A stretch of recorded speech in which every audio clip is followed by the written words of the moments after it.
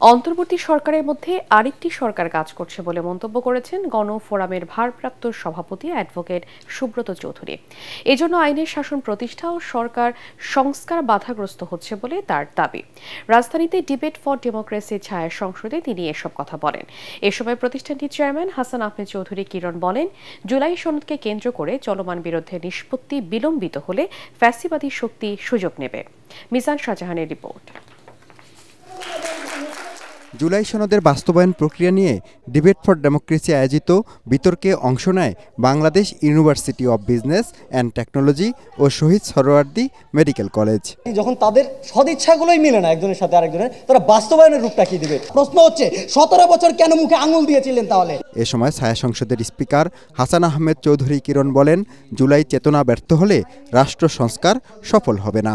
যে দেশি বিদেশি একটা অপশক্তি মনে হচ্ছে আমাদের কাছে, আমাদের এই জাতীয় নির্বাচনটাকে ভণ্ডুল করবার জন্য, ফেব্রুয়ারি নির্বাচনটাকে ভণ্ডুল করবার জন্য নানা রকম অপতৎপরতা করছে এবং এই বিভাজনের মধ্যে পা দিচ্ছে আমাদের রাজনৈতিক দলগুলো। আমি অত্যন্ত সাবধানতার সাথে রাজনৈতিক দলগুলোকে বলতে চাই, আপনারা ফেব্রুয়ারির নির্বাচনকে ভণ্ডুল করবার জন্য যদি কোনো রাজনৈতিক দল এই ধরনের কোনো অপশক্তির কাছে মাথা নত করেন, অপশক্তির কাছে আপনারা বিক্রি হয়ে যান, তাহলে কিন্তু এই বাংলাদেশের যে জুলাই আন্দোলন, জুলাই বিপ্লব কিন্তু বিক্রি হয়ে যাবে। অ্যাডভোকেট সুব্রত চৌধুরীর মতে জুলাই সনদ হতে পারত এক ঐতিহাসিক দলিল, কিন্তু নানা কারণে তা হয়নি দাবি করে এই সিনিয়র আইনজীবী বলেন, নতুন বাংলাদেশে ভুয়া মামলায় হয়রানি জুলাই চেতনা পরিপন্থী। দুদকের প্রস্তাবনা আছে, সেগুলো ভাই কার্যকরী করেন না কেন ইউনূস সাহেব?